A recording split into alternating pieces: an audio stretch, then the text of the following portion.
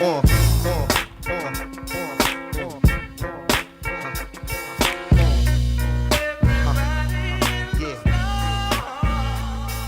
to Tanks Up, the podcast all about video games and craft beer. I'm Ben, and I'm here with Lucy. Hello. Hello, Lucy. Hello. We are joined by a guest. Oh, fuck you. Lucy missed like a couple weeks in a row. Nothing. Welcome back, Lucy. We're so happy for a return. I missed a week. You know, like my host, you're the guest. That's my Ben impression. Spot on. It's pretty good. It's pretty good, I have to say. Nice. How are you, dude? I'm good. I got my hair cut in Canada. It's good. Yeah. Nice. Looking fresh. Looks swish. Thanks. It's been a while since I've not had long curly hair.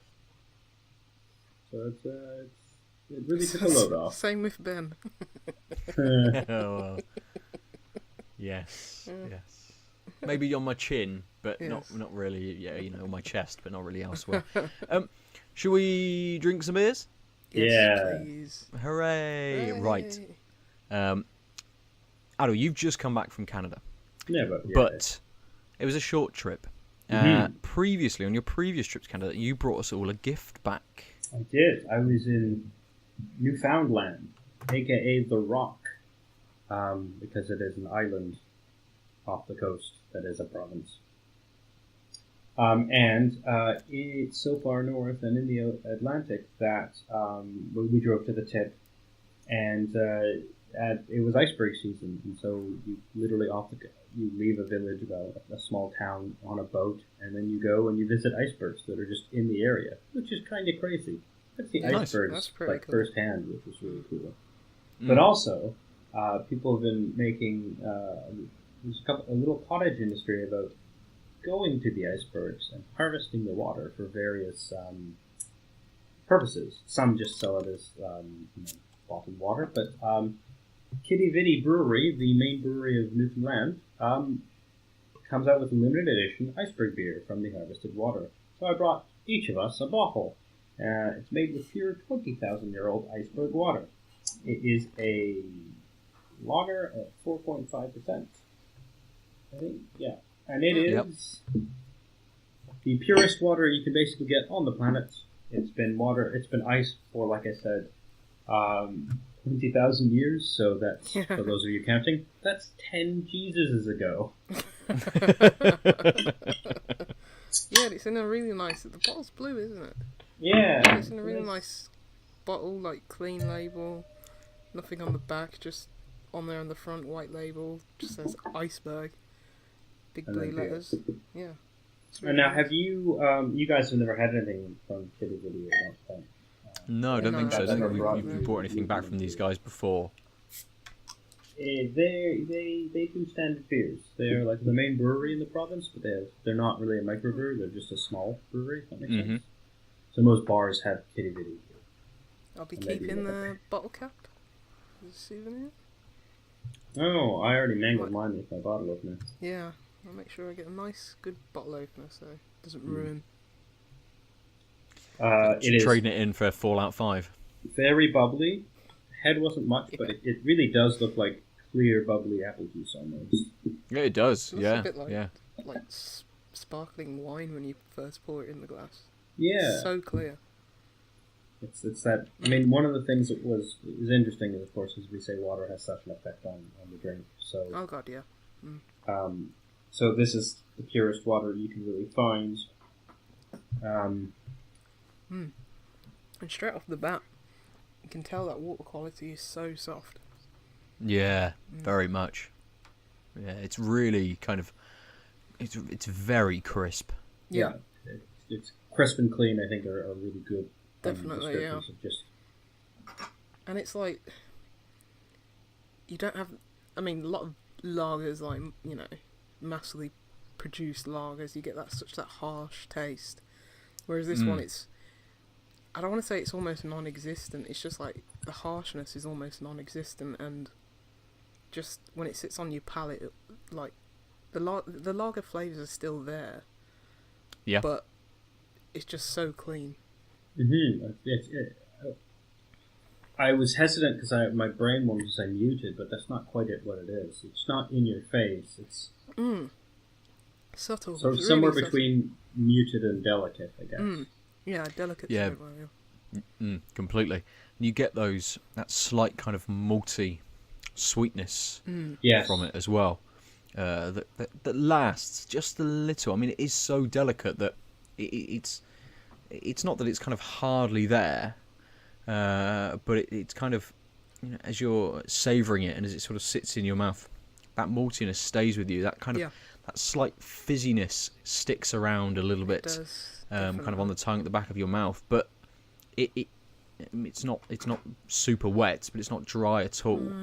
It's quite down the middle. It kind of it's very pleasant. Yeah, it's it very is. easy as well. Yeah, and that It's, fizz that you were talking about, the carbonation's still going, and that absolutely represents on your palate in the aftertaste.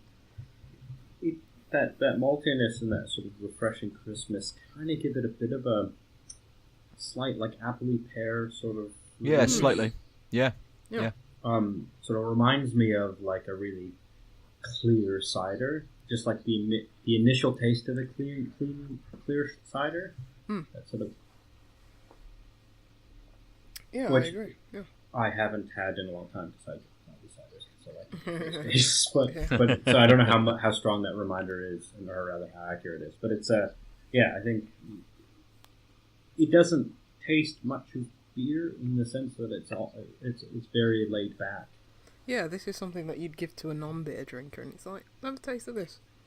Yeah. Yeah, and I think that's possibly what they were going for, given that like people might grab it to be like, I've never had a beer made out of iceberg water, rather than I think that's why they chose such a standard beer recipe to go with the water, so that just the clarity of the water could be seen, but also it just wouldn't be it would be to almost anyone's taste.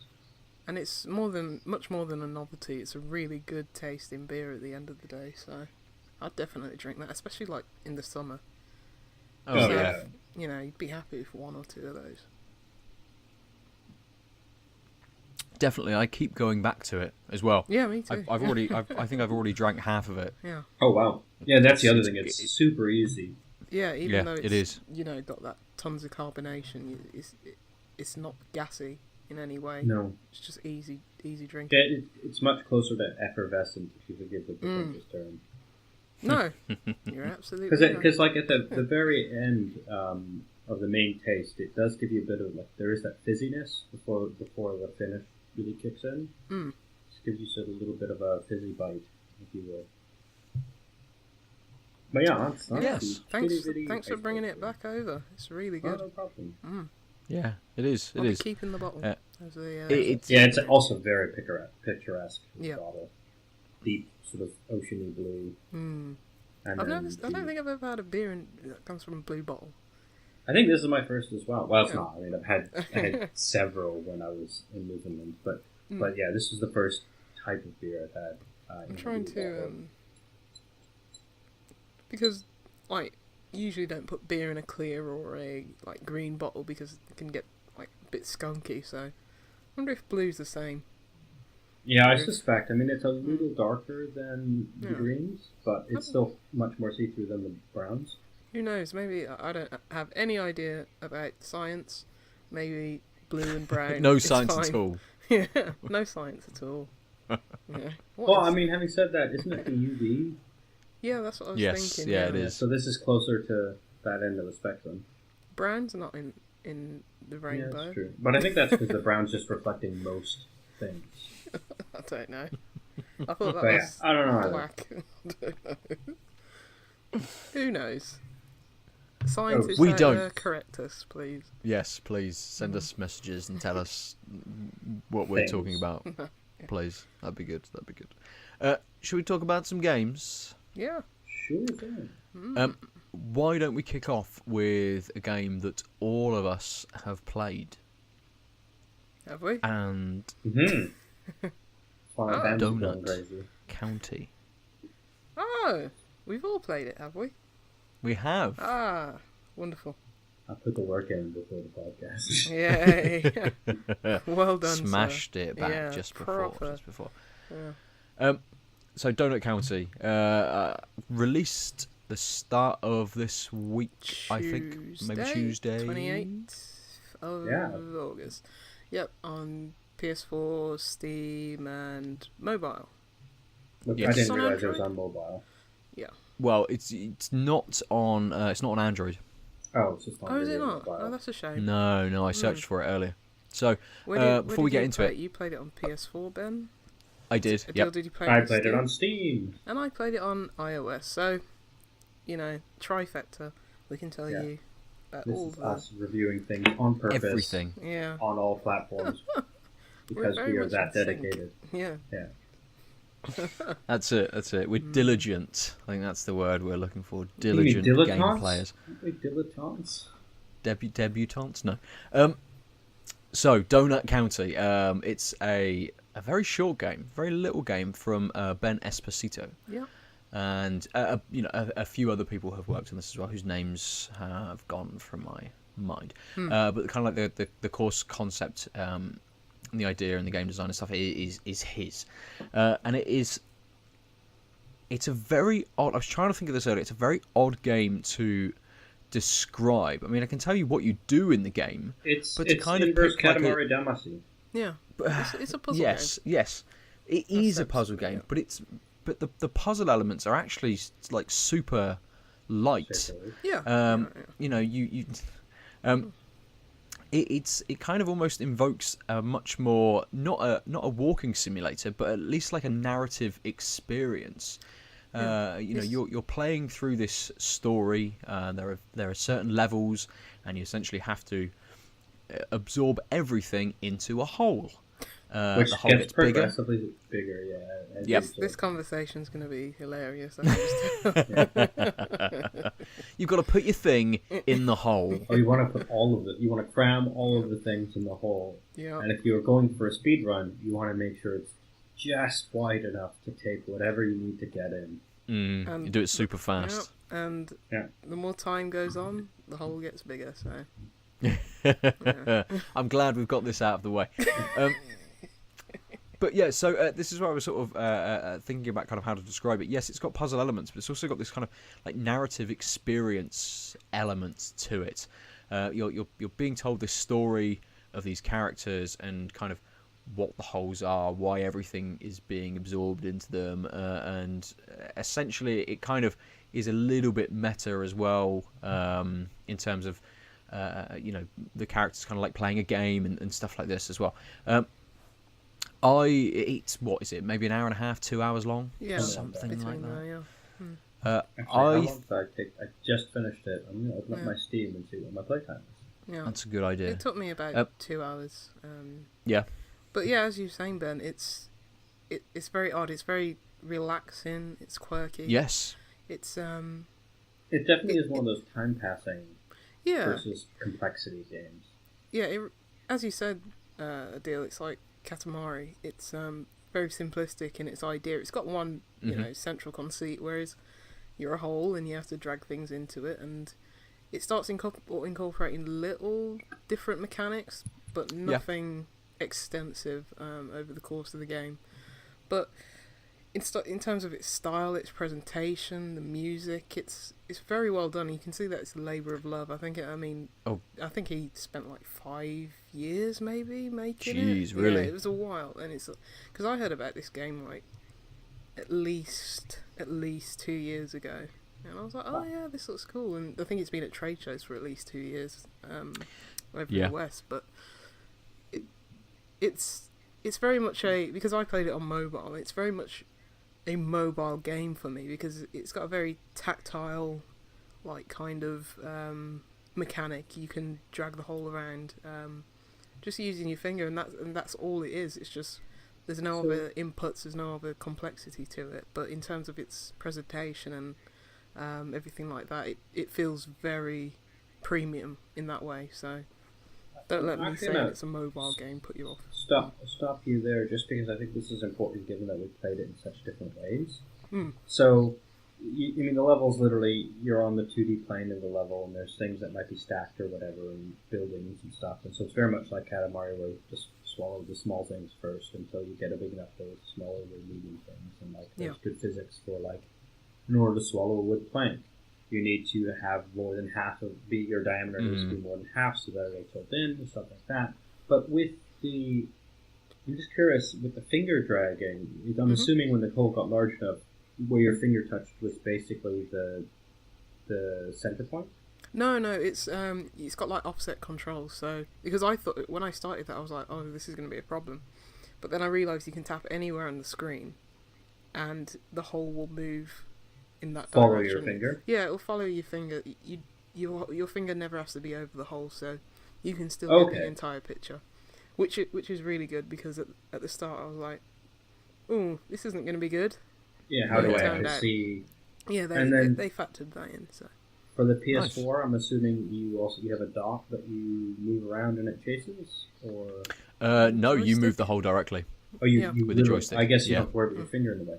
So the PC versions, it's closer to the mobile in the sense that my mouse cursor is a white dot with a black outline, and wherever I hover it, the hole will get to. So at the beginning of the level, the hole sort of spawns wherever and then starts chasing the white dot, and then you can start moving it around. Oh, okay. But I think because the mouse can just outpace the movement of the hole, it's quite easy to scroll quickly to an object and then wait for it to catch up, rather than directly moving the hole. Okay. It sounds similar to the mobile experience. Yeah. It does, and it sounds good that they've kind of tailored that experience to each platform as well. You know, we haven't got a generic control scheme to try and sort of play through. You know, with Lucy's on or at least on mobile, it didn't give you a little joystick in the bottom left corner to have to keep your thumb down there to play with. And, you know, some games do that. That's why I hate mobile games a lot of the time. I think a lot of games nowadays have gotten much better about that. Where a game that I'll probably talk about in the coming weeks, called Fracta, which you've got a code for as well, Ben. It gives you three different control options. So like offset joystick, fixed joystick, and like tapping. Tapping, yeah. So I think they're a bit better about that. But yeah, Donut County, it feels really good to play. Do you want to talk about the story? We can do. I was gonna. You kind of mentioned on like the main point that I wanted to make, saying kind of the aesthetic, the story, kind of like the humor to it, and the music. As an overall package, it's really good. Yeah. It's kind of obviously the main developer has had other inputs from people and used people's expertise. So someone else has done most of the music, and he's had input in doing some of the music. So it kind of it still feels like it's come from almost like one mind, but just had maybe like inputs and things from people, which as an overall package works very well. You're kind of getting his vision, exactly what he wanted to kind of do with this game, which is at times just a little bit insane. Yeah, it's bonkers. in a great way, in a fantastic way. It's one creative vision, but it's a crazy one. Sort of like every Metal Gear game. So, but I think is better. The story essentially revolves around Miura the human and BK the raccoon. Yeah, there's raccoons. And BK the raccoon is the one who you are ostensibly playing as when you play as the whole. And I like the way the narrative sort of jumps out a little bit through time.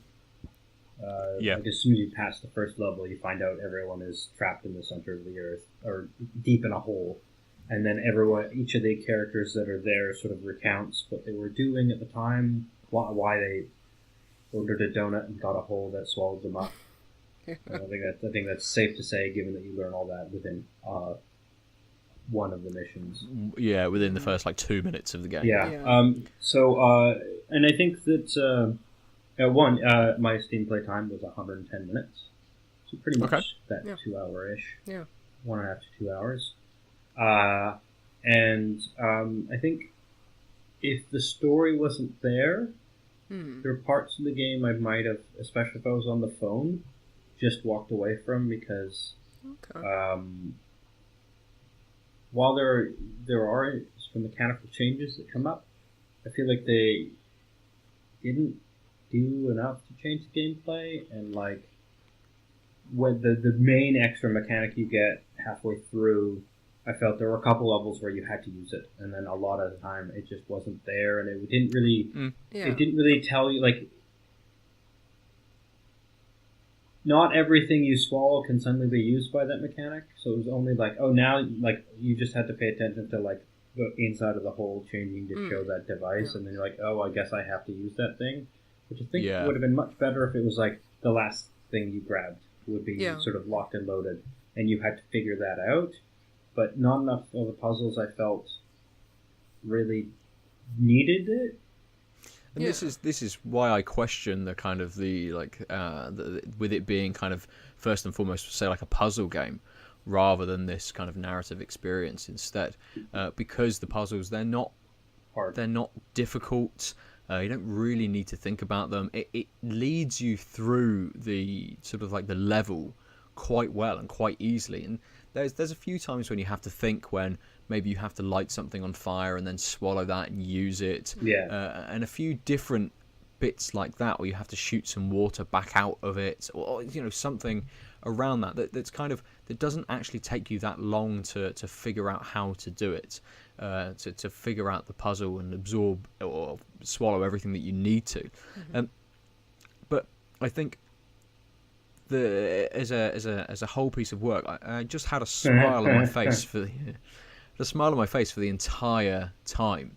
It's kind of, there's no voice acting or anything like that, so you're constantly kind of switching between looking at the characters and kind of what they're saying when they're in the kind of the scene elements.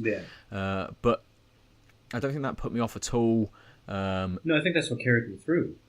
It added to it the kind of the charm and the kind of like almost the cuteness that the kind of the relationships between all of these characters kind of have, and how well that's conveyed through the text rather than, say, through voice acting and stuff, and through the writing.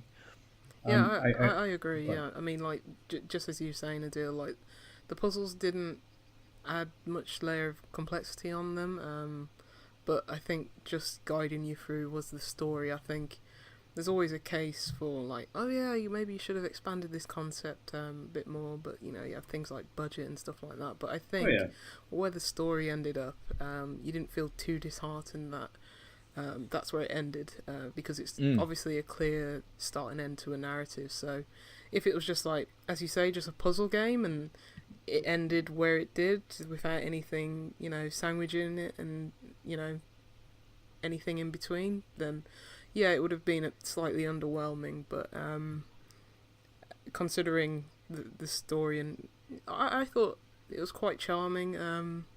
Some of the like, because at points they like engage in conversation via text message, and I think it was charming. It doesn't do it as well as some other games. Like, I was thinking, like, Night in the Woods. It's sort of got a similar style. It's like I much prefer the execution in that game, but it was still charming nonetheless. I have to ask if any of you hit a point where you could not progress on a level.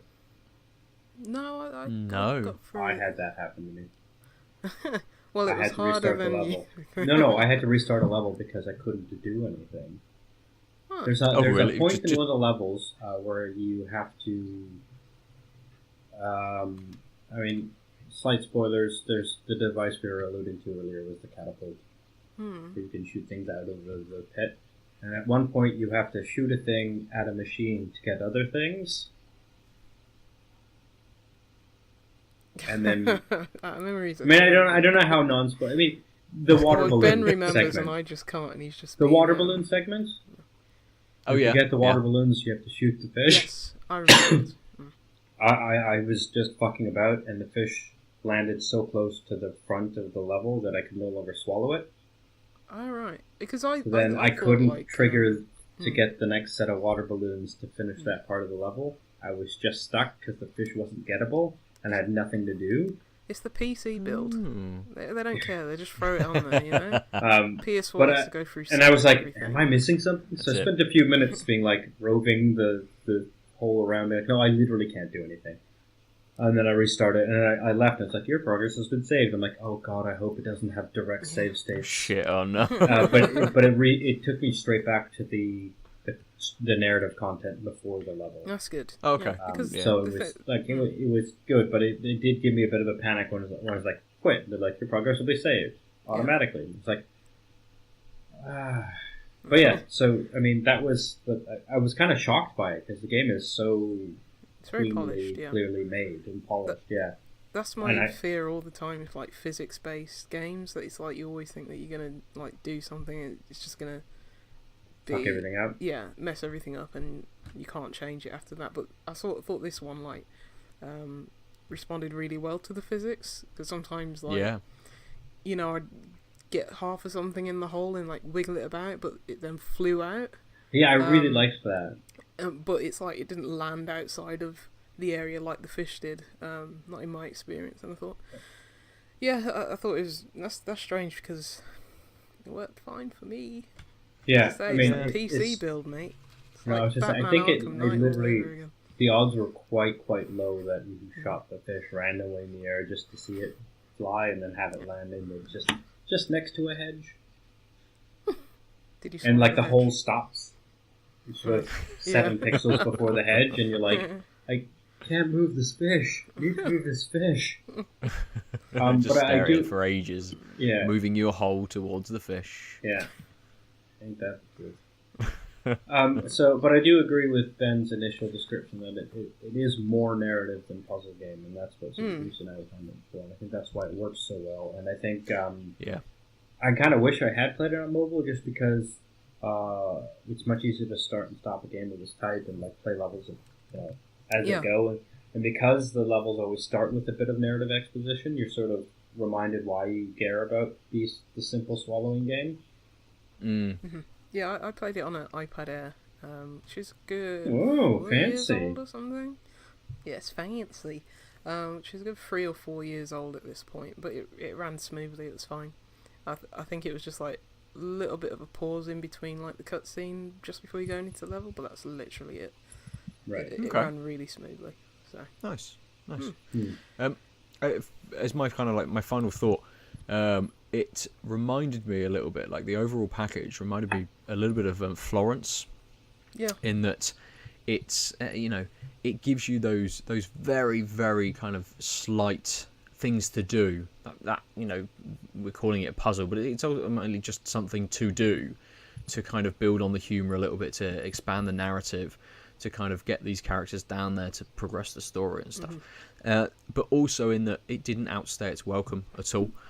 When we spoke previously about Florence, we noticed maybe towards the end of the game that they'd repeated a mechanic but used it in a slightly different way, and that if Florence had been maybe even 10 minutes more and they've had to have gone back to more mechanics or even tried to throw something else in, it may have outstayed its welcome just a little bit. But exactly the same with Donut Counter.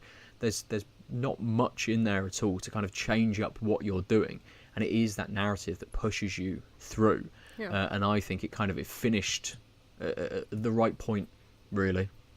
Yeah, and speaking of the narrative, it does have a subtext to it, a bigger meaning to it, which I would have completely glossed over if I didn't know, but that's just because I'm an idiot. But I really liked the, what is it called? The Trashopedia, where everything you've collected, obviously they have the assets in there, they just decided to put it in a nice little encyclopedia and just give like funny little like comments underneath what they are. Like, let me just read one. Okay, science clipboard. Scientists may look like they're taking notes, but they're really just drawing cool skulls. And just rubbish like that, and it's just like someone went through and named probably about 100 of these things, just for no reason at all. Yeah. And it's they gave me a good chuckle. So the game is like comedic. Detail that really helps this type of thing. Yeah. There's also the rank system, which I didn't quite understand as each That level was, you progressed up a rank. It was, Or, I it mean, was to that's- get towards the a, rank. it was to get Right? a new device, BK, because at the start of the Mm. game he's talking about, I don't know, Yeah, it's loot boxes, The isn't quad. he? Yeah, Yeah. yeah. I mean, I only got to rank 10. That you're only meant to get That's to that. that's it's just, it. I mean, Yeah. it's just a narrative device. Yeah, But yeah. I'm curious because I mean, I didn't buy like the energy drink, but I had enough money to. Yeah, I I'm did. curious I what, did. I bought the energy drink. I don't know what it is. Yeah. but- did it do it? You didn't notice anything? I don't think you did anything. Just spent the extra money you had. That's what I thought. That's why I didn't. Sort of a protest. I wonder if there's an achievement for not buying it or something, or you know. Oh, Possibly. I knew don't it. think I got I'm so anything. sad. Mm. There's an achievement on Steam called Quack Enthusiast, Quack 100 times, and I knew Yeah. there would be one, but I Oh, didn't yeah. do it. Oh, I like it when you quack in text message at someone. I think about 8 or 9 times, maybe 10, and they just then send one back and very slowly type and send another one back and Yeah. then very slowly type and send another one back and just waste about 10, 15 Which seconds is for why, you. yeah. Yeah, yeah, exactly. I would have probably spent a Nice. little more time. Like I didn't really read much of the Trashpedia and stuff because I knew we were going to be talking about it, and I had just started it earlier today. But yeah, they're cool. They're cool. I'm just cycling through them now and hear them. I can't quite do that funny. because I'm recording on the same device I played the game Oh on. yes, like this. Yes, mine's ladder. in a different room. Yeah, ladder. Walking under a ladder isn't just bad luck; it's embarrassing to the ladder. Huh. Yeah, Yeah, I don't know if I got any of the special ones. I think I only got the plot ones. I think it's only plot ones. I think everything that you drag down into the hole. Yeah. Oh, everything sorry, gets I an was thinking of entry. the Yeah. achievements for a second. Oh, My right. God. Yeah, I don't even know if they still do achievements on iOS because they Oh, used to yes, once fair. upon a time. Also, there is an achievement stock up on Gamer Fuel, which clearly was what you guys did. Now I'm into it myself. Never mind. Maybe I got that and I didn't realise, but yeah. So, yes, I'm I assuming thought the it might be easy something achievements on the apparently. PS4 achievements are the same. Maybe Yeah, I that's don't know. usually across the board. Like, Although They don't really Steam change might much. have more achievements because there's no currency to them. Well, there seems to be a bit more of them on consoles. Not in the UK, but yeah, there is currency on trophies for PlayStation. Yeah. you gotta In get the those US. platinums. And Yeah, this has a yeah. platinum. Go get it, It people. does. Run out to the shops. I think it does.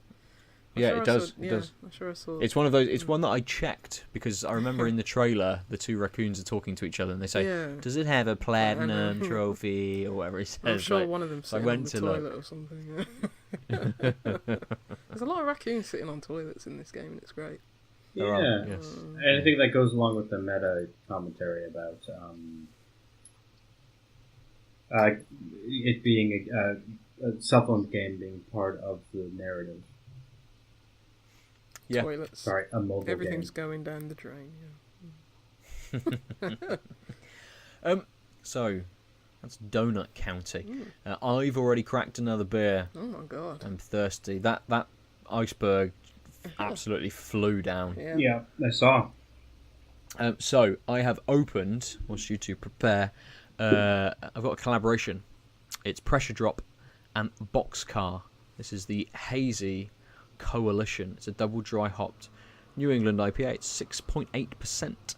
And it says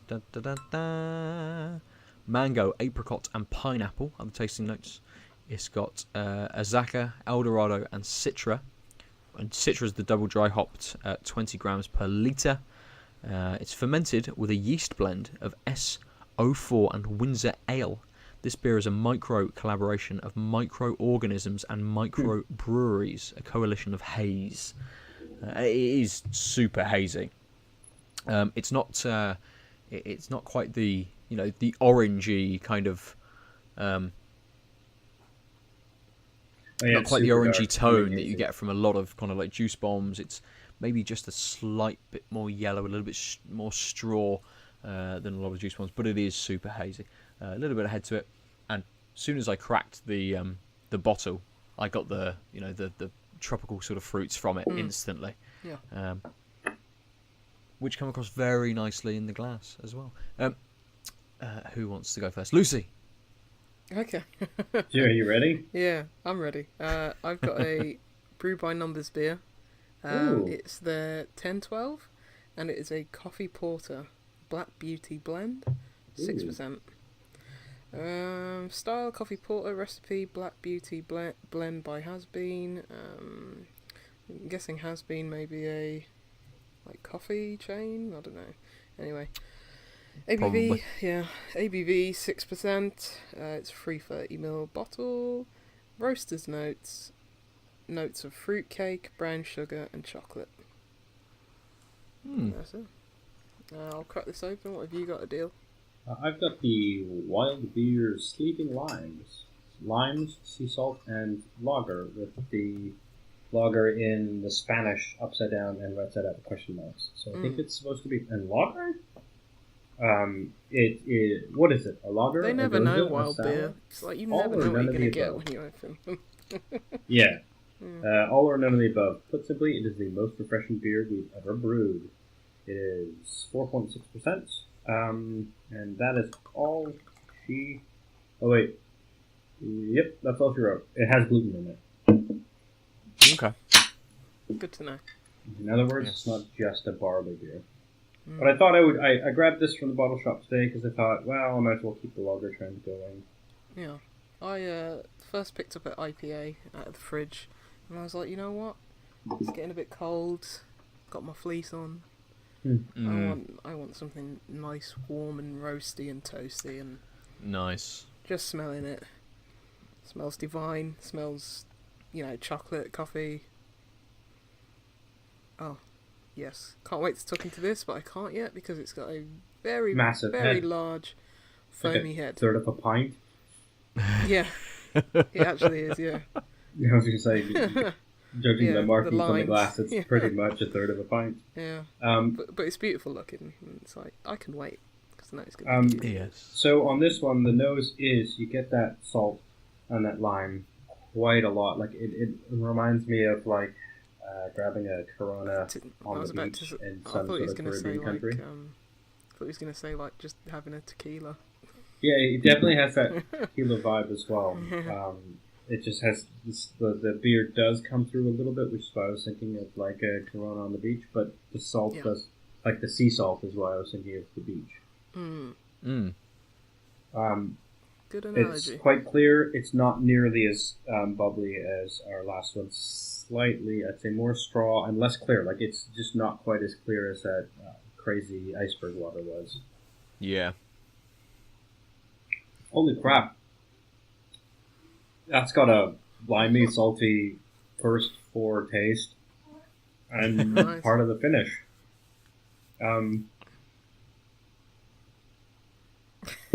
That salt really gets straight to you, and then that lime does too. There is like a beer taste somewhere buried, but again, because it's a light lager, it's quite hard to find given the strong lime taste that's also supported by that salt. Yeah. Yeah, the style will just make those things get elevated in such a level that sounds a bit strange in your face. It's not bad. It's definitely limey. You notice the salt more on the finish, I think, because that's what sort of clouds the beer lagery taste. And then when all that's finished, now that I haven't had any of it for like 10, 15 seconds, I have a little bit of a normal light lagery finish. Yeah. But so much of that that lime is lingering that unless I'm looking for it, I don't really feel much of an aftertaste. It is a little dry, Right. which Well, helps it's a me salt. feel like it's which helps me feel like it's Sucking beer. it away instantly. It does not taste very much like beer. Not necessarily a bad way. I mean, yeah, this, if I was on a beach or on a scorching day, this would be very refreshing. But in almost, not quite the, pardon the pun, polar opposite of the Iceberg beer. But in a totally different way. Like, the Iceberg beer is like a tight, clean, crisp, light lager. This first taste, there's definitely lager things going on, but they're not overstated. And this is Hey, you know what feels really good on a hot day at a beach? These things. Also, it's a Salt. beer. Yeah. Tons of salt. It is. I'm not surprised that this is a wild beer Yeah. because one thing that they are never accused of is being Playing it understated safe, on what they yeah. do. Yeah. So yeah, I'll leave it there. It's a salty, limey drink. Bit of a novelty, Nice. or would you go back for another one? If it was really hot and that was on offer, I might be like, so it's not bad tasting, right? Like, Yeah. some novelties It's not are like, whoa. So I think on the novelty scale, it's perfectly drinkable. But again, as I often lament when a beer doesn't really taste like a beer, the odds of me asking for it are quite low if it doesn't have a sufficiently thick beer taste as the core. And I think that's sort of where it sits, where it's like, yeah, if first of all, it's wild beer, so you're not getting it everywhere. So the odds of you getting it in the circumstance where I would want a salty, limey taste are really low. Yeah. Unless I bought a 6-pack Cooler, and then yeah. 4-pack probably, and then went to a beach, having smuggled those because I'd have to fly out of this godforsaken country. Yes. So yeah, it's definitely a niche beer. I think it might have fit well during that heat wave. Like, I think if I was having this like a month ago, I'd be like, shit, yeah, this works. It's been a shitty hot day. I will find more of these for the next few shitty hot days. But those are outliers in the UK generally, depending on how much climate change is going to keep going. Yeah. Well, they're becoming more frequent. I mean, Yeah. not it's not every other week, is it? But we had a decent patch of sun where I think neither, or at least I don't think I had a stout at all in about 2 months, maybe 2.5, 3 months, something like that. And as you picked, Lucy, to have something like that tonight, I also grabbed a stout last night as well. The weather has turned. It's getting a little bit darker, a little bit earlier. So other beers are definitely kind of pushing. Yeah, I know. Other beers are starting to push back in, or other styles are starting to push back in as well. So I think, as you say, maybe if you'd have caught this a couple of months ago, it might have hit a little bit better, perhaps. Yeah. Wild beers are a bit too wild for me sometimes, though. Yeah. Oh, fully. You just never know what you're going to get. And so what I that like turns me off a bit. what I would like about this wild beer is it's sort of exactly what it says on the can. It's a little more than you would expect, but it's not like super out there. It's not like it's smack you in the face with lime. It's just like lime is prevalent taste. The fact that they called it lime plus sea salt plus lager ? Actually really tells the story well, because you're like, is We this don't know what this lager? is. We just threw some things in a van. Yeah. Now that your head has subsided a little, how is that porter? It's good. It's not as dense or creamy as like a stout, which is nice because it's not quite winter yet. It's still hanging on to the last bits of summer, but so it's not heavy at all. I think it was 6%, was it? But you're still very much getting like the coffee, and it's really dark, like malts, and like the coffee is very smoky. It's it's very not overpowered, but it's very in your face. So that like compensates for like the creaminess and density of like a stout, like an imperial stout or something like that. But otherwise, yeah, it's just like the last beer. You can tell that the water quality is really good as well. Very soft, very smooth. It's a really good beer overall. I'm very happy I picked this one tonight. Awesome. Nice. Good choice. I don't think I said anything about the taste of mine, but very, very quickly, it's not as you would expect for a beer of this aesthetic, let's say, with mango, apricot, and pineapple as their tasting notes. There's no sweetness to it at all. It's really hard to describe. It's not dull, like the flavours are coming through. There's just just this kind of absence of sweetness to it that you get with a lot of like juice bombs. You know, there's no alcohol pushing through in there. What was it, about 6.8%? So it's not a light beer, but it's, you know, I kind of, a New England IPA might be a bit of a stretch, just a bit. It's definitely getting there, but it's quite well balanced. It's very muted, perhaps. It doesn't feel like the flavors are kind of popping out at all. They're all just sort of, you know, pleasantly kind of working together, which is nice. Really, as I say, really well balanced. But it's not a big beer. Yeah. You've had quite a few of those like that recently. I think last year was all about massive juice bombs, juicy, dense, thick, just like a smoothie. I think they've pulled back on that now, getting just as much flavour out like the hops, but not having it be too in your face, which is good, which is cool. Yeah, it's like sometimes you just want that thick, juicy Cloudwater monster, but yes. Sometimes you do. Should we stick with beer and have a very brief discussion about something that's... No, we'll come back. Just checking. We'll have a very brief discussion on something that's come up in national news media, and that is the price of a pint. You calling that publication news? Well, it's national. There's some news in it. Wasn't it the Sun? Yes. Essentially, the Sun decided that because there's some very expensive beer around, they would take some of these and give them to, you know, just a scream in the background. So. Yeah, everything's okay? Probably not, but it's fine. It's a mouse. They just give these, you know, what they've decided are expensive beers just to random people to have a taste, and most people didn't like what they had.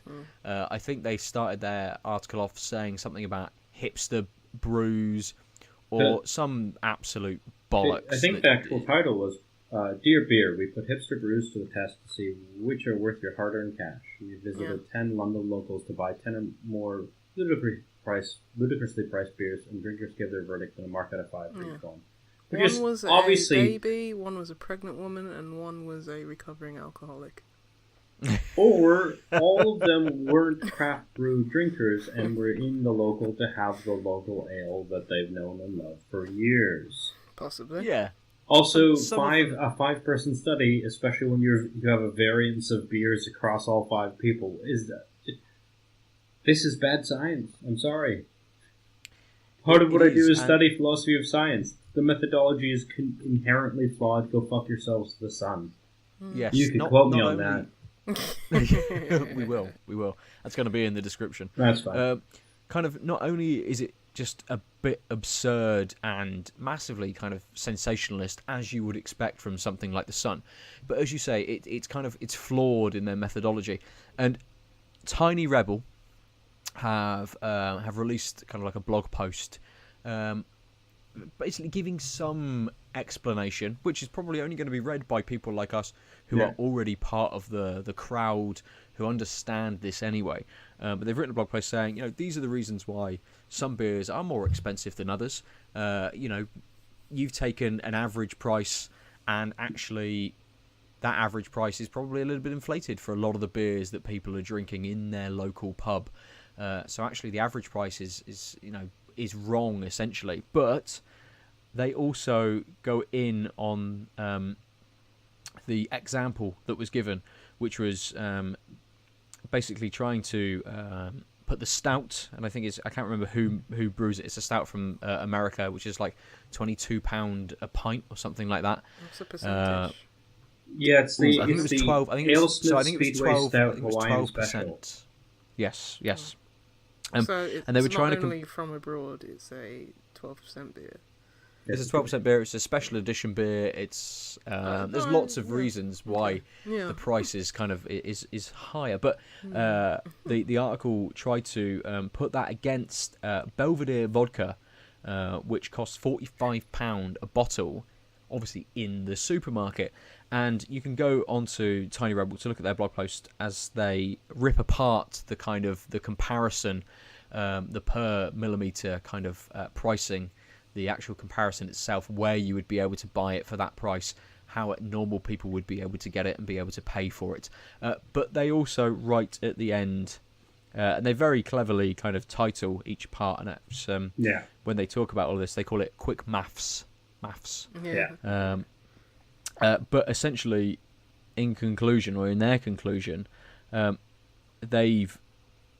Sun have kind of like shot themselves in the foot, and they've said, look, your maths is your comparison is wrong, and actually the beer is still cheaper in every way you want to measure it than the vodka is. Yeah. So you've kind of just, your methodology, your maths, everything about what the Sun has reported on is fucking stupid. I really would never have thought. Yeah. So that's kind of the setup. So just from each of us, why? Why do people do I have no idea. Why is there this weird kind of notion against craft beer or against maybe expensive beers? Why is like a national rag reporting on this, as a bad thing? Can I say two things? Yeah. First is, the boomer generation / the older Gen X's this is beyond them. They drink their drink to get drunk / they know what they like, and what they like is bog standard. And so this is another way of condemning them millennials for ruining things and being stupid and spoiled. Because why are they spending 12 quid for something that tastes different and nuanced? Because beer is beer, damn it. No wonder they can't buy a house. Yeah. They're buying £12 beers. So part of it is just this generational gap between what beer can be versus what beer has been. And if you've only spent a lot of your life on what beer has been, you have no idea what the range of things have happened, because you went to your local, you bought the local thing, that's your thing, right? Well, and you have a couple national brands you're willing to have. That's the one thing. And the second thing I would say is, shit, I lost it. Wait. Old people don't know shit. Millennials. Oh, I'm so annoyed. This was the bigger one, which is why I was saving it for second. We'll come back. Yeah. Keep that in, though. What do you have to say about all of this? It's the Sun. Oh, thank you. By saying the Sun in a dismissive tone, so you reminded me that one of the things in cultural society narratives is that beer is a blue collar working man's drink. It has to be cheap because blue collar working people can't afford expensive drinks. Well, so, because if you're middle class or you're but the point is that's what wine is for. There's a reason why they picked Belvedere vodka, which is a bit of a name in the mid-range of vodka, right? They're trying to make the comparison of look, this is the fancy stuff you might be able to afford if you're current middle class, which, probably, 20 years ago was lower middle class, because the middle class is evaporating. Yes. But, this is the point they're trying, that comparison tells that story really well, which is, Belvedere's a fancy brand, and look, it's more per milliliter in the supermarket bought versus the bar bought, which is one of the things that Tiny Rebel pointed out. But look how crazy this is. How nonsense is it that the what should be the general, I can't afford drinks very much. I'm in a position where I can only buy a certain type of drink, and yet now you're pricing it above what I wouldn't be able to afford normally unless it was a special occasion. Right? I buy the Tesco's Everyday Value vodka because if I want a vodka, that's the one I can afford. That's the narrative that they're spinning, which is now beer is becoming overpriced and crazy because these weird hipsters. Yeah. And of course, it's not that, right? It's not that because we still have the other types of beer, but we just have different. Like, it's not like all beers are here. Mm. But also, as Tiny Rebel pointed out, the way they did their maths was completely unfair and crazy. Yeah. And they didn't even go really too far in the ABV, but I mean, I think that's the main thing is like, heaven forbid the beer narrative isn't just, it's whatever you can get that gets you drunk because all you want to do is get drunk on the Friday because you've had a rough day of working for the man. You can still do that. Yeah, of It's course, still but like old that English seems. cider that it's £3 for like 3 litres. And I think in Tiny Rebel's concluding paragraph or section, they actually said there are £5 bottles of Plonk for the dinner table and there are 5,000 bottles of Dom Perignon. Different strokes for different folks. Different occasions too. You wouldn't celebrate winning the lottery by trying to spray a bottle of Pinot Grigio you picked up at the petrol station, and you wouldn't sit down to watch Corey with a Magnum of Grand Cru bubbly. And I think that's exactly it. It's like this isn't a front to anything because these craft brews are not somehow replacing your pint of Foster's at your cheap pint of Foster's at the pub. Like it's just not. Next thing, This is the a headline will be non-thing. like, beer is taking everybody's jobs. Let's get rid of beer. So You know, millennials are killing the local pub by buying That's it. £12 beers. yeah. Anyway. Staying at home and they're drinking as well. They're buying it from bottle shops. I mean, you know, the narrative is going the way of, you know, first of all, you've got foreigners to be afraid of. Then you've got minorities to be afraid of. Then you should probably be afraid of people of a different sex or someone that's genderless or atypical or whatever. Be afraid of those. Now, Be afraid of your own kids. got to be afraid of millennials, Be mate. afraid of your own Be afraid of kids. your Lot- kids. lot- Be afraid of people who fucked. buy fancy beers that you don't understand the taste of. Just be afraid. Be very afraid. Like, I mean, the way they did the test was, hey, you're in a pub, try this beer that's quite nuanced in a specific type of beer. Oh, you hate it? Cool. Look it, everyone hates this beer. Which- Regular old Yeah. Joe Which hates pub this did beer. they go to? Make a stupid Yeah, face. Which pub did they go to or something? Possibly a few, Oh, I right, guess. Not Um, sure, don't know. they went to... At least we know that Probably- their sample size was responsible. There was a lady in there. The dog, There was some old men. who were probably in there for There like was Julia 7 Crouch young brought 10 ludicrously man. priced beers and drinkers gave their verdict. They didn't say where they were, but they did say that a bank worker, Kevin, Burdett, 54 from Essex, didn't like his session IPA because it was just bitter. And it was a Tool. Oh yes, yeah. a no, lot it of was people a didn't like the Thirsty two, that's right. Mosaic, yeah. Damn, I wish I was there. Yeah. And then I it know. was Give me a fucking free two. Oh, I'm this is done. surprising. Yeah, brilliant. the Reese Fowler, 28 from Bermondsey, who works in a bar and thinks that Evil Twin Brewing's Jungle Baby is bad. I haven't tasted Scored it it. a 0. But Evil Twins. How do you live in Bermondsey? Oh, also gross. Because he works in a Weatherspoons, mate. Come on. Yeah. To be fair, some of Evil Twins beers have been like, but I wouldn't pay like, the £7 plus for some of them. So I get Oh it. yeah, I mean, I'm not going to go through all of them, but they're all basically a bunch of. Also, it's interesting. They've made a woman go do this, but then all of the people she's approached are basically old white men. It's a woman. I think the last beer is a lady. Is it? Oh yeah, Yeah. bad for business. Bank worker Yvonne Patterson, 48 from Wandsworth, which is the Pressure Drop. That's where I'm from. Oh god. Hey. Well, And you know what she I was says? born in the hospital. Didn't there. ask you, did they? Oh, this is even better. I didn't notice this the first time I read through, but this is from Pressure Drop Brewery in North London, and I really like it actually. Yep. It's like beer for girls, fruity and delicious. Did they give it I the, could drink this pink all IPA day, from although at Bangkok? 8.5% it's on the strong side. Don't get me wrong, I wouldn't pay that price for a pint, but I'd expect my date to. Yeah, we won't get into that bit. God! Because that opens up a whole different kind of Oh, yeah. conversation. But So that's the only it's- above 1 rank out of 5 ranking. She but gave it's it a the kind 4 out of- of but It's 5. the thing that if someone came up to me and said, "Hey, here's a coconut beer. What would you rate this?" I'd look at it and think, I don't like coconut, so But there's only one beer to them. probably- It's only Foster's or Carling. That's all there is. What farthing? It's scrumpy. Yeah. That's about it. It's usually filled with like yeah. blackcurrant. Yes.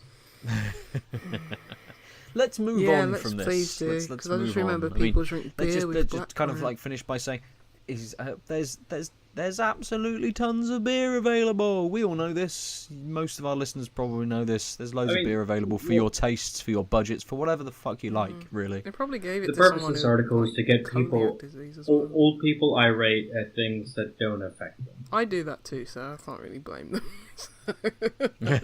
Well, you can but you're doing that on your town. You're not a newspaper specifically trying to make people irate for no reason except it might have page clicks. That's true. I That's just it. shake my fist all at the clickbait, time. isn't it, these days? This is an indictment of the modern news media cycle, even though it's such a light topic. Yeah, I'd rather them attack beer than anything else, to be honest. Well, yeah, that's fair. It's like a low-key attack, really, isn't it? You don't need to worry about too much. Should we go back to something slightly more joyous? Yeah. And go back to some games. I think we've probably got time for one each. And I'll start. I haven't played anything else.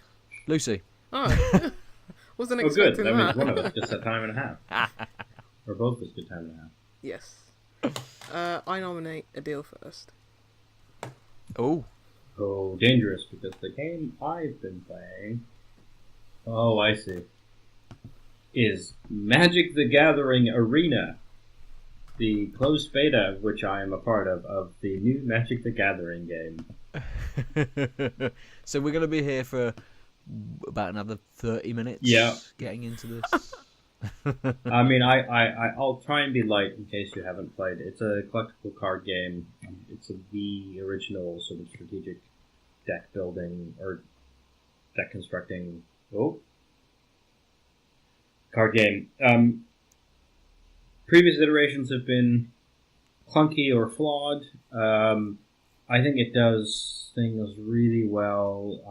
It's trying to match the current state of Magic in that, like, the way Magic works is there's a standard core set, and I think it's basically the last two expansion sets and the current expansion sets. So it's kind of like 2 + 1 + 2 ish. So it's and so those are the types of decks you can like build, and they have ways of doing drafts to collect them. You can spend money / points that you accrue on, like, daily quests to win 5 games within a day, and you get 200 gold or whatever, right? And it reproduced, but the big thing is I've played a handful of these Magic games online, and it reproduces the turn order and the stack and like some of the real nuanced parts that make Magic quite strategic really well and easy to follow. Okay. Because, I mean, the big thing is, like, you have official judges in, like, competitions or drafts because it's sometimes not clear, like, in what order things come out. Yeah. Because, an action might trigger the card state, trigger multiple actions of other cards, Something might have landfall, where when you put a land in, it triggers, but then another thing, you might have a card that makes all your lands creatures, and so, when a creature of power X enters the battlefield, it will also trigger, and trying to figure out, like, the order of operations, because especially when people start doing, like, counter spells and cancels, it gets really confusing, and so it seems to be handling the logic of the core game really well. Well, I suppose that's quite good, because that's quite that can all be sorted out by like an algorithm, really. Yeah. And it's then just in kind of UI face-to-face play. Yeah. It's just implementing that, isn't it? That everyone knows that is the order that kind of things go through. But actually, when you bring that to like the digital side and create kind of in the computer game or video game, then that's maybe quite easy to do.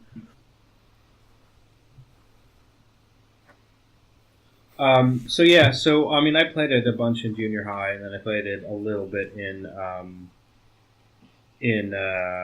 sort of right before I left Calgary for a year. Yeah.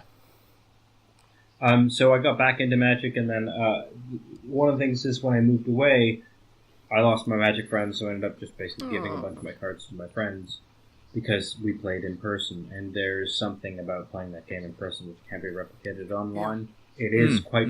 So one of the things that I was interesting about Magic is when I first started playing, there was no real internet.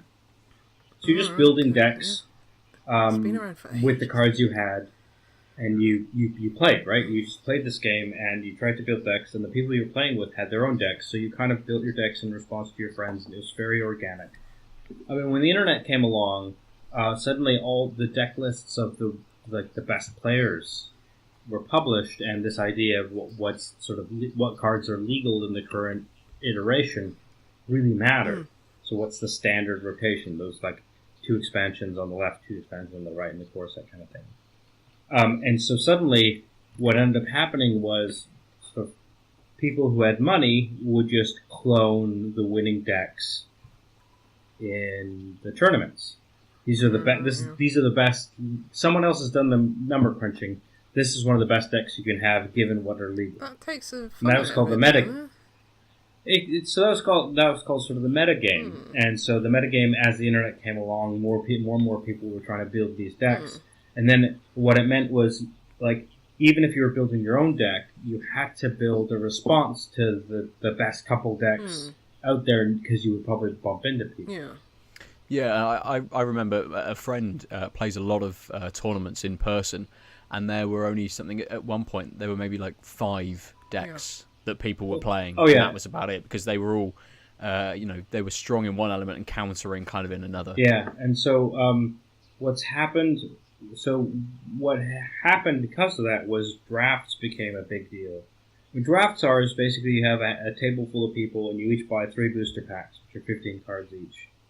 And we all crack a booster at the same time.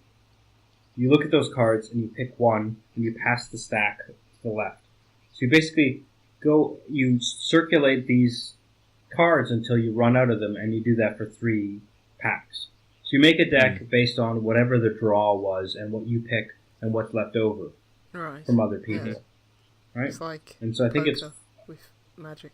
Kind of, right? So, but the idea is that, one, it's a limited pool, so you can't just the rich person can't just win, because they can't just buy the best cards that are legal and make this fantastic deck. You're only building from the tools you have at hand, which are the randomized packs. But also, there's this epistemic layer where I've literally seen almost all of the cards as they've cycled through me, except for those first picks. So I have an idea of what type of, if I know the legal the cards in that set, I have an idea of what's legal, what's available, and what decks might be being built, given what's slowly disappearing. But there's cards. 4 or 5 guys. You get counting cards. They're not even counting cards. Casinos for that. You do know that, don't you? It's not quite counting cards. I think it was just seeing what's disappearing and having an idea. Someone here is probably building a deck that has this mechanic, right? Because there's various ways to win Magic, etc. But then again, it's very hard to kind of counteract that and then build your deck to counteract kind of the other cards. Exactly, because you've kind of just got to when you're drafting, you've kind of just got to pick what you think is a strong deck, essentially. Except if you end up hitting a card that you're oh, I really want that card, because you keep your draft deck at the end of draft. Yeah.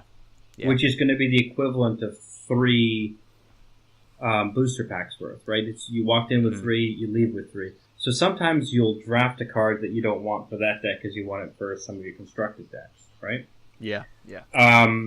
But the point is that it's you kind of know most of the pool of cards, because except for the first picks, it's all cycled through you, so you have an idea. But at the same time, there's 3 other people who are building decks. You don't know if, there's a lot of lifelink cards. You don't know if lifelink is being picked up by one person or by everyone, so you don't really know. But it makes a competitive dynamic because it's sort of all on the spot, and it's all basically what can you build, and given this limitation, you're all in kind of the same situation. Yeah. I'm saying this when being and the reason why I'm being sort of very hammer on the head, draft is a very important thing, is because that sort of, given the metagame went to just cloning tournament decks, this was a way of people being competitive on the spot. whenever there's a new set released in Magic, it's a draft day, and like there's a draft competition with official judges, etc. at the major locations, right? And the point is because this shows that you have Magic prowess because you're building it on the spot out of a thing, and these are brand new cards, and that's a way of like going up the ranks because it's not, oh, I am doing really well in a constructed tournament because I spent $2,000 getting the best legal cards. So why I bring this up is because there's draft built into Magic the Gathering Arena, but you are drafting against an AI. Right. Yeah. So you crack your pack, and there are packs cracked in the background, and you pick your card, and then it tries to pick cards with some, black box algorithm that takes cards away as you're trying to build your deck, etc. And then you have your 45 card deck, and you add 15-ish mana to it for a regular 60 card deck or whatever. Like you add your cards, and then you're like, cool, now I have my deck. But the problem is, then you hit play, and you play against online opponents, and these are opponents you didn't draft against because you weren't. They wanted to make it so you could like start at any time. But because of that, it means that like the set of cards I was picking is not the set of cards you were picking. So I can't actually use my knowledge for what disappeared to have an idea. It's just they also drafted with the core set 2019 or whatever, and that changes everything entirely because suddenly I have no idea what cards you could have been choosing from or whatever. And yeah, sure, maybe a lot of people who draft don't do that, but like the whole situation is shifted. And it's not me playing against three other people saying we all picked from the same thing, which is a standard sort of Friday night draft thing. But although when you go to the, it's very much more like those release dates where you kind of just buy packs and then build it. It's kind of like just buying a few packs, not being able to take the best of it because sometimes cards disappear, and then you have a deck that's sort of cobbled together from your loose idea, and they will also have that. But like, yeah, it seems not to really give, at least for me, the experience of drafting well. But it's also still the cheapest way to get cards while still playing on the online game. Does that like allow for you to like? I mean, obviously you got to react from the spot anyway, but with the AI drafting it, and you don't, and does the AI draft the other players' game and then it matchmakes, or? So it's totally separate things. As when I start a draft, I open a pack, pick a card, then it gives me a set of cards which is missing one card times 3 or whatever. And then you cycle through those packs until you run out. I think it's three opponents, but there's no one making a deck. Right. On the other side, the AI is just taking things out of the equation, and no one quite knows how that algorithm works. Yeah, that's what I'm wondering about, like the algorithm. Does it? Because the algorithm, because like no one will play whatever deck that AI builds or / those 3 AIs build, because it should be 3 separate processes if you're trying to replicate draft properly, right? Are never played against. Because when I say, cool, I have my deck, I've got a larger set of cards than I need for my deck, so I pick the ones that matter, leave a few aside, add some mana, which is always free on draft because they're not really in the decks, although they sometimes appear, which is really annoying. And then I hit play with this deck. I then just get matched with anyone who's done a draft. Anyone who's done a draft with that set. Okay. And that's the problem, right? You don't get that information of what might be available is gone. They could have got a totally different set of... They probably got a totally different set of the cards in that set that came up. Right? There's no way to tell. Yeah, that's what I was wondering. And if I play against them... Then the next time I matchmake, I'm going to play against another person who has a totally different set of those cards. Yeah, that seems a bit weird. I thought it'd be like 2 people in the match. On your side, you do the draft. On their side, they do the draft. But the AI's taking into account both players, rather than... Yeah, I mean, it would be much better if it was like there's 4 people in a draft. 2 of them, because of like constraints, 2 of them are human, 2 of them are AIs. But we'll definitely put the 2 humans at least to fight one of their fights against each other. It's an odd choice to make. This is in beta at the moment, isn't it? It's closed beta, so there's only so much. Yeah. I've seen people stream it, so I for them suspect to kind of there may be scope for them to change it. Maybe. I think that's a closed core dynamic. betas are a bit late for big mechanical kind of changes. I these think they days. were weighing the, like, on the online game, you want to be able to just start, stop, play it when I want, and so that's the way of doing draft, where I can just draft. I can draft the cards and then not play a match, because I spent... Draft actually takes, 20, 30 minutes. Oh, does it? Like, really... Oh, okay. Well, I Well, mean... if you're trying to do it tactically and get the best. Yeah, exactly. Right? That's true. Yeah, that's probably why it wouldn't work. If one And guy's then- just sitting there drafting for 90 minutes. The other problem is, except you do that in person and it all gets booked out. The other problem is, Yeah, but, as online... the people ain't got the rewards time. they give, they've got gold, which is always freely earned based on, like, number of manas played or spells of cat. Like, there's weird quests that just give you gold if you do it.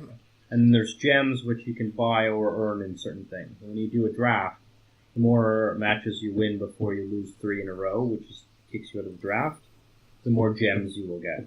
And the gems are obviously worth more pound for pound than the gold. And you can also buy them. They're the actual currency for microtransactions.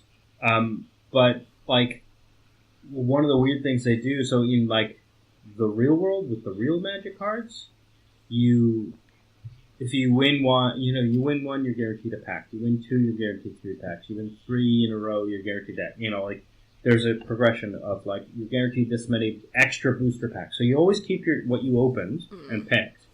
But then the more you win, the more packs that, like, shop gives you, essentially. Yeah. And in this, it's 1 pack, guaranteed, and it's a dice roll at every level, even if you get 7 wins, whether it be 1 to 3 packs. You'll just guaranteed get more gems per win.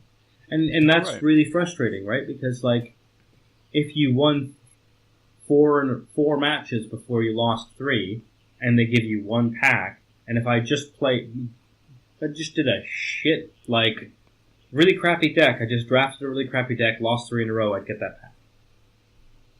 And I might have gotten 3. The Magic guy, I don't know who he is, the guy who created it. Isn't he working on that Dota card game? Richard Garfield? Sounds right. Yeah. I mean, he's the I'm original sure he's Magic guy. like a consultant for the Dota card game. I'm wondering, did he have any creative influence on this game or? So to be fair, this is literally trying to replicate the card game still. Yeah, there's no different. Like, just wondering if the legal the cards that you can buy and get packs in, etc., are all the legal standard physical cards. I'm just wondering if you had any on the input, yeah, like. No, I don't think so, because I don't think they consider these as big gameplay changes. They're just literally just 1 for 1, just instead of. Well, I mean, they're trying to replicate things, so one of the big problems is in the physical game, you can buy cards. Yes. Or you can trade cards. Mm-hmm. You can't do that Magic the Gathering Arena. The old Magic the Gathering Online, because of the currency of, like, tickets and stuff, to be able to enter draws and stuff, there was a trading mechanic in there. There isn't one in the new one. They're trying to go the Hearthstone route, where people just have to open things. One of the things that's interesting-ish is you can open booster packs and get wild cards of various types. So instead of getting an actual uncommon, you can get an uncommon wild card, which means you can basically tap that, like, you can, in your library, like, while you're making decks, you can say, I've got a wild card of uncommon. I need this exact uncommon from all of the currently legal uncommon cards. Okay. And the more uncommons you open, basically there's a ticker. As you open uncommons and packs, you'll unlock an uncommon wild card.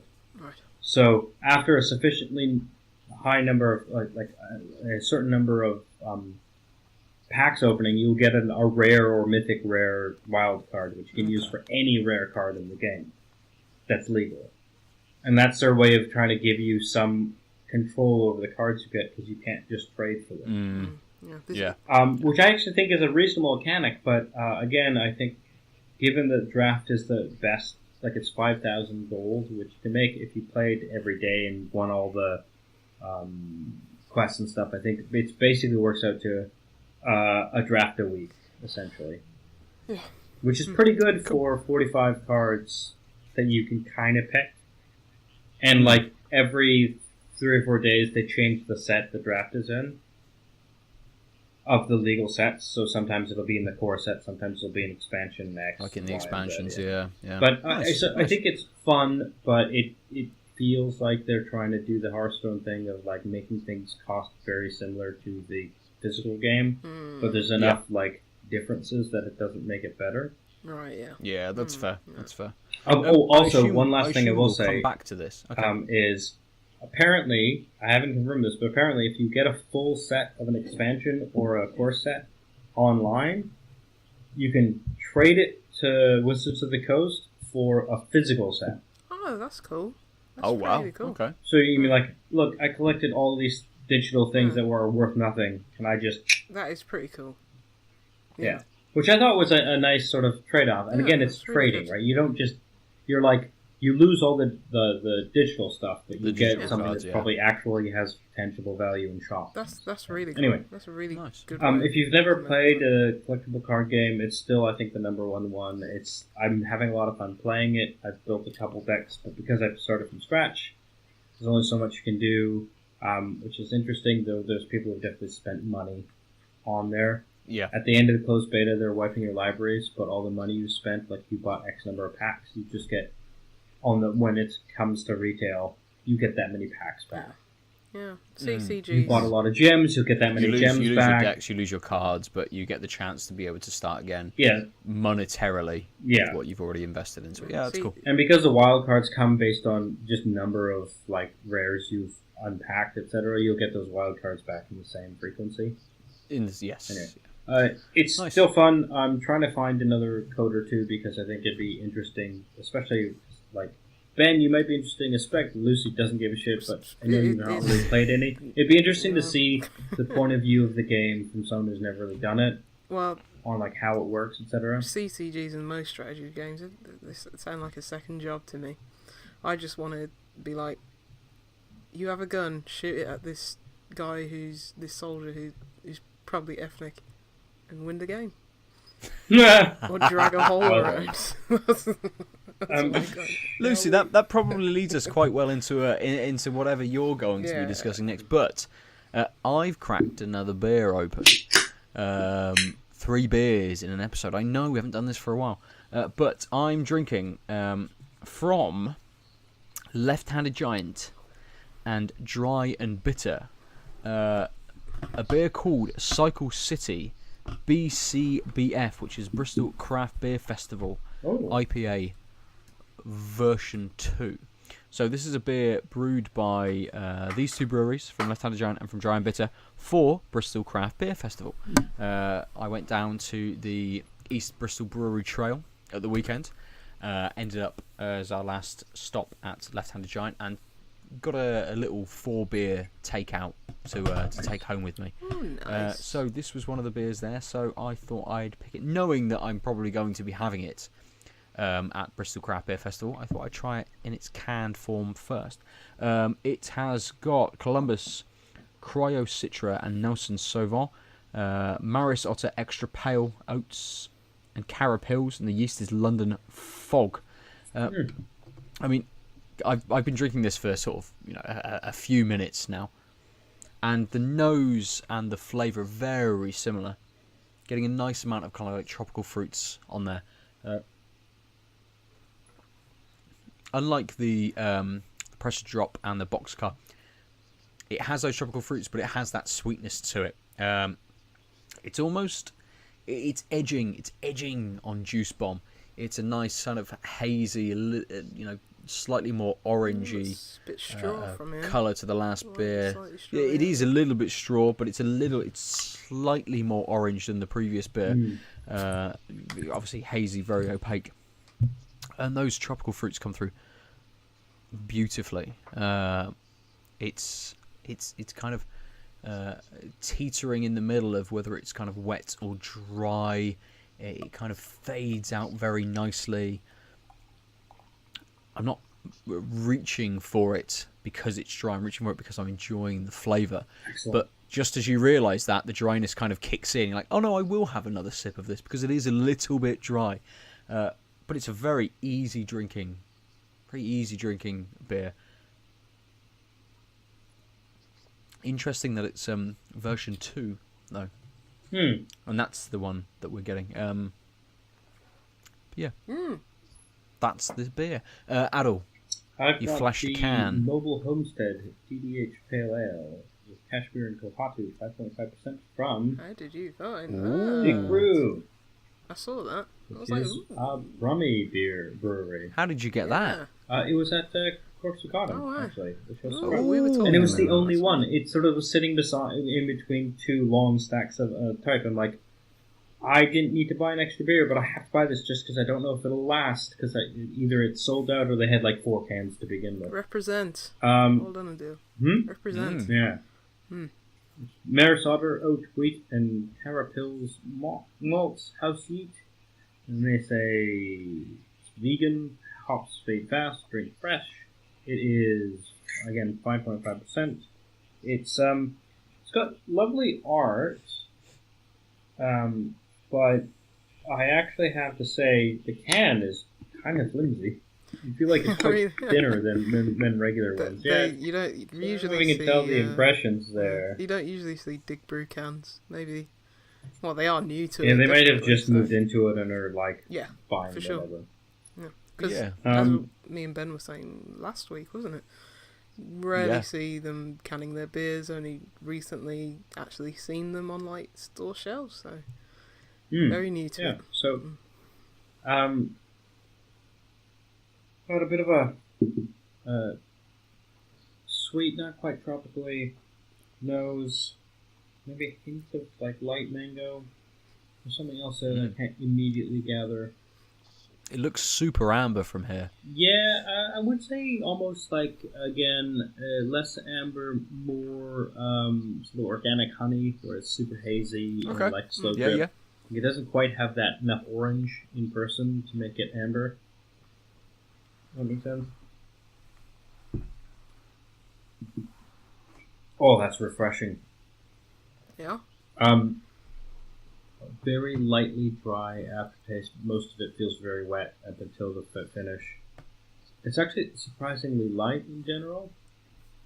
After that first quaff, it's starting to, that dryness is starting to really settle in, which makes it dangerous because the taste wasn't so strong that I think I'm going to be reaching for it quite quickly. Yeah, that's what happened with me last week with one of their beers. It's like, yeah, It's just so. I'm easy actually to- surprised that it's double dry hopped, just because I'm expecting a little more in the hops and in the nose, given the dry hoppiness. It's really drinkable though, like really drinkable. Oh yeah, yeah. If All it of their was beers earlier in the day and the sun was out, I would just be slamming this back.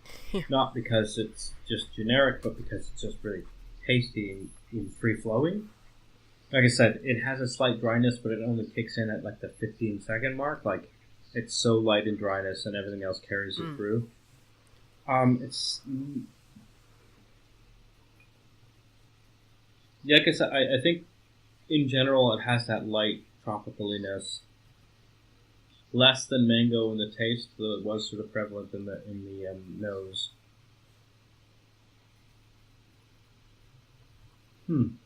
Yeah, I'm gonna sit with this for a bit. I really like it. It's just a lot more delicate than I was expecting. But that's the trouble I run into every time I go to their brewery. It's like, especially how they have like 12 taps on. It's like, yeah, just give me everything. Because it's just so. And then, easy to and by drink. the third one, you're like, it's all mixing a little too easily together, kind of thing. No, I just keep going. Yeah. Oh yes. How's your beer? I have another Brew By Numbers beer. This is the 2116 this time, and it's called a Pale Ale. And underneath that it says coffee. 5.2%. Coffee pale ale. Yeah. So I was thinking it's probably going to be like Siren do quite a lot of different beers with like coffee, and it even says here on the back of the bottle, it said it was brewed for London Coffee Festival 2018. Style pale ale, recipe coffee, Kosher by Roundhill, ABV 5.2%. Tasting it, well, just pouring it into the glass, I mean, it's unmistakably a pale ale. Oh, Straw yeah. in colour. Got a nice. The start, it was probably about 1.5 finger white head. It looked beautiful just pouring it into a glass, like one of those picturesque beers that you just want to. Immediately Nice. drink because Oh yeah, it beers so well. and if you're a millennial, put it on Instagram. Or Untapped. Yes, true. We are millennials. But anyway. It's very cloudy. You can't see through it at all. Tasting it, it's a very, very, very refreshing, very light, slightly citrusy pale ale. Very crisp as well. I don't know if it's because I drank the porter before this. There's still coffee like flavour on my palate. I don't know if it's from this though. I'm getting more of a kind of iced tea kind of flavour to this, more so than. In iced teas, sometimes you serve iced teas with light lemon in them. Is there a bit of a citrus going on? Yeah. That gives you that sort of. Yeah, it's definitely citrusy. I mean, you're getting. I wish they would tell you what kind of hops are on this, but you're definitely getting like very light, lemony, very light, like citrusy fruits at the start, and definitely on the nose. You can't smell any coffee on the nose. It smells completely like a tropical fruity IPA. Aadil, you're scaring me. I've just discovered something. I realized why my audio is so shitty. When I restarted Audacity, it's been on the built-in microphone, not the Shure, the entire time. No. I think it's so reusable. It'll just be kind of shit sounding. It's fine. I Don't apologize. worry, it'll be fine. I was like, I switched to him like, how is it still this bad? And then I read the box, built-in microphone. No. Doesn't matter, man. Doesn't matter. Anyway. But yeah, it's a really, really strange beer, considering it says coffee at the bottom, but hey, it's still very nice as a pale ale. Yeah, I don't know if I'm getting. I think drinking that porter might have thrown me off a bit, but I'm still really enjoying it. Yeah. Nice. Okay. Good. Let's jump to you, Lucy, and stay with you. Not jump to you. Stay with you. Have you got anything else you want to touch on this week? I briefly spoke about it last week. I finished Guacamelee 2. Oh, yes. That was even out. Yeah, it came out. Was it last week or 2 weeks ago? Came out on PS4 and PC. I played it on PS4. Much to my chagrin, because God, I wish I had a better controller playing that game. But anyway, it's more Guacamelee at the end of the day, and that's not a bad thing. Guacamelee is a fantastic game, the first one. Yeah. One of the best Metroidvanias. This one, I mean, I think a lot of people wanted. Oh gosh, what are they called? Drinkbox Studios to make Guacamelee 2. I would have been happy if they did something else, because Severed was a really good departure. And yeah, it was an excellent game. Yeah, I really liked Severed. Stumbled upon it. I really like Severed, and it's like I'd love them to see them do something new every time. But when Guacamelee 2 was announced, I think it was last year at like Paris Games Week or something weird like that. But I was like, yeah, I can do more Guacamelee. But it's more of the same. I think the first one was just such a good game. It's hard for the second one to improve on that. I think areas where it does improve on it is the humour, for sure, and they double down on it. I mean, they even make reference to how people were not too thrilled about the referential meme humour in the first game. Oh, really? Yeah, and they double down on that. They turn that into a joke in itself, and there's still a lot of referential humour in this. It's just used much better. I mean, it factors into like the mechanics and certain like small little vignettes and levels into it. So I really liked the humour in this one. I thought it was really good. The first one, it was just like, whatever. I wasn't you know, I didn't think it was abhorrent or anything like that. I wasn't on Twitter saying this is awful and stuff like that. But I much preferred it in Which this is surprising because you're usually on Twitter saying this is one. Oh yeah, I tell devs all the time that their games are terrible. But this is it was much better in the humour department in terms of the platforming and the like brawling, the melee part of the Guacamelee. It's still the same. It's still, they didn't really change much of it up apart from that you can change into chicken form more often. Well, on the fly actually, and it's like the chicken can fight now and stuff like that. Oh, that's cool. That's still good. The platforming still, you know, pin perfect. The controls are excellent, fluid. I think my only criticisms are the fact that this feels a lot more linear. I mean, the first one was very much a Metroidvania. You are backtracking and stuff like that. Whereas this definitely puts you more on a linear path. There are different, like... So more of a side scroller? Yeah, I'd say so. But there are places that you can access later on in the game, but it's like, you're not doing that throughout the course of the game. It's like, it's not like you don't have that you don't have that new move which is kind of like color coded to whatever block that you can then take out. You do have that, which is still the same, but it's not like, oh, to progress the story I need to go back there. It's like I can go back there as an option to. But it's not going to do anything specific. No, right? It's just I can. Yeah, you can get that's on your way to 100%. I'm probably not going to 100% it. A bit more health or whatever the collectible is, sort of thing. So I mean, as like cheesy and straightforward as the storyline was in Guacamelee 1, how is it in 2? Because this is like usually a fail point in a lot of these sort of impromptu market decided sequels, and like I think Guacamelee worked well. Yeah, I mean, that's another, like, same as you, I didn't think it needed a sequel because it just was a good sort of clean microcosm story. The way they get around it is like completely different, what am I trying to say? Different dimensions. Bowser's Big Brother? No, there's different dimensions, and some stuff went down in a different dimension, and you're going to have to sort that out. Okay. So the story is, you know, it's whatever. It's throwaway. That's not what I'm here for. It's for the platform. Yeah, okay. So it does fall into that trap, but probably not in a way that like hampers the game. Yeah, but it's like I don't remember the story. It didn't switch it up to Norse mythology, did it? No, it's still you know, Luchador Mexico inspired, and it's not Banana Melee now. No. to that point. Potato Melee. To that point, it's the art and the music. Melee. Oh my god. The art and the music is still top notch. Yeah, I really enjoyed it. It was just more of the same. Snipper clips. Snipper clips. Nipple clamps.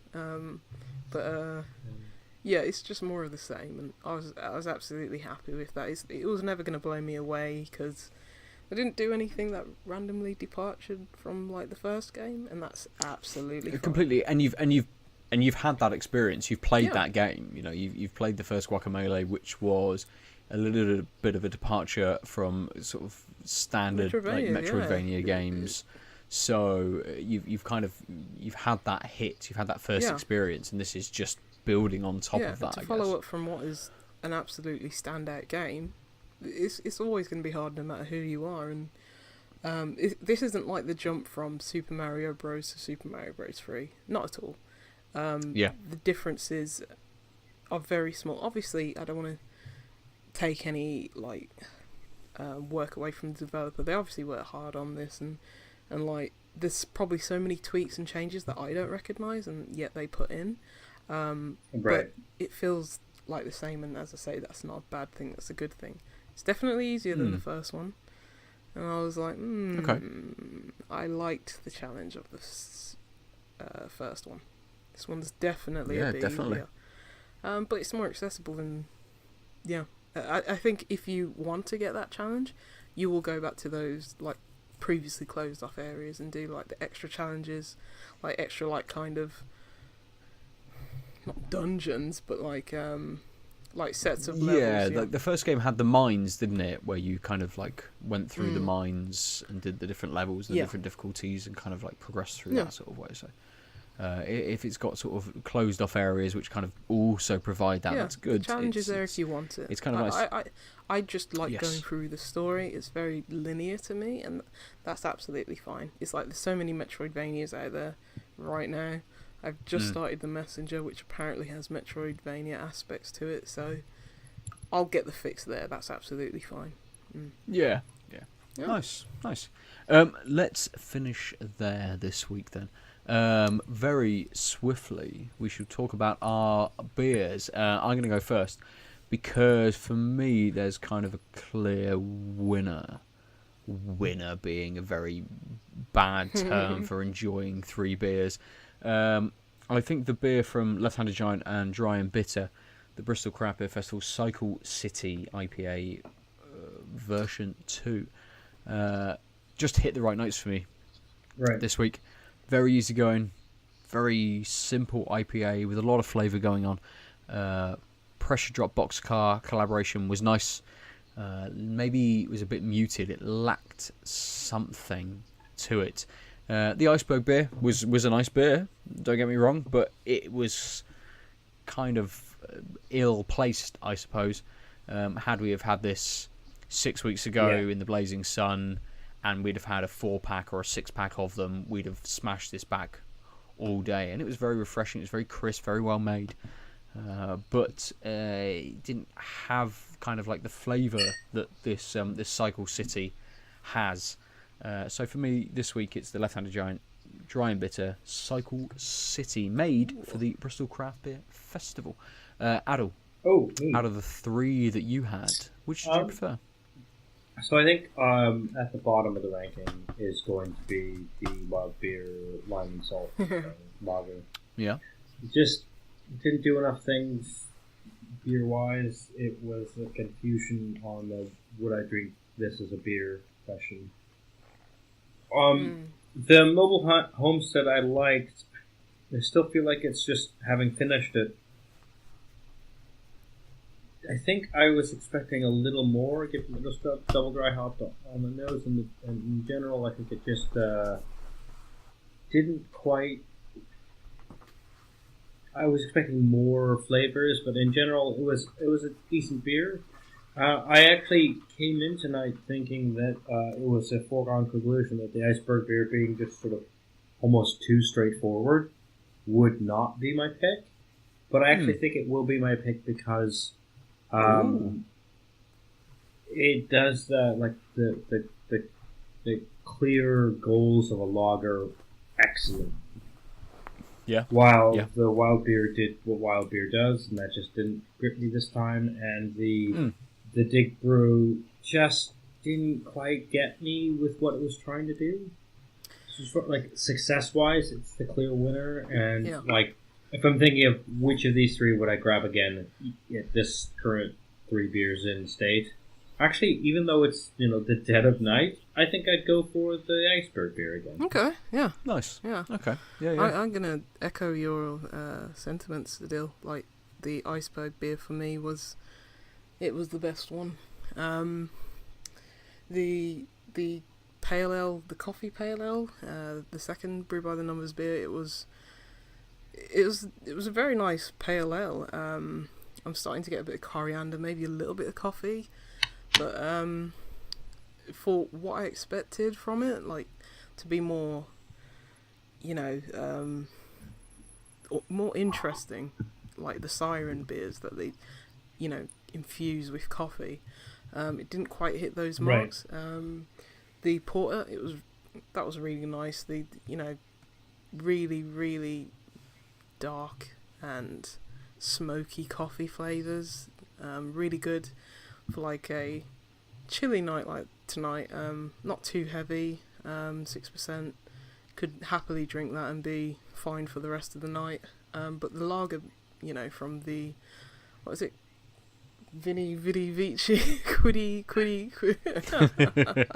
It's the Quidi Vidi. Yeah, I think that's the standout. It's like, I don't think I've had a lager like it where it's very understated, very subtle, very delicate, but you're still getting those essential lager flavours, the sweetness, the crispness, just refreshing. And the water quality alone was just, it was great. It's like, why can't we have icebergs over here? Instead of Boston batch, we want some more icebergs. I think you could call it the Quidi Essential Lager. Yeah. Oh. Just end it, Ben. That's a good place. No. That's a good place to finish on. If you want to talk to us about games or beers, whether you've had the Quidi Vidi Brewery Iceberg before, you can let us know at tactup_cast. You can email us tactupcast@gmail.com. You should go to outoflives.net to look at articles, listen to other podcasts, or watch videos. You can check out the Facebook page or Out of Lives Pod on Twitter. I'm at Nova_47 almost everywhere. Aadil is the Omniarch pretty much everywhere.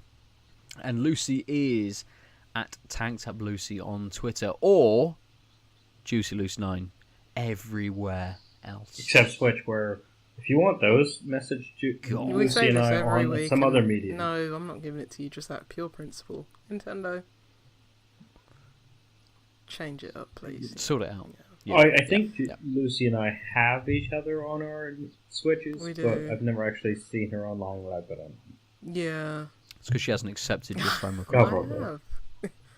It's just that there's no online games on Switch worth playing, apart from Splatoon 2. I mean, at one point we both owned Splatoon 2. Did I we? think you were taking a break, and I played it for like 3 days, and was like, I don't think this game's for me, and then sold it. And now you can play for the online service starting September 2018, and nobody knows what it is. Yay, Nintendo!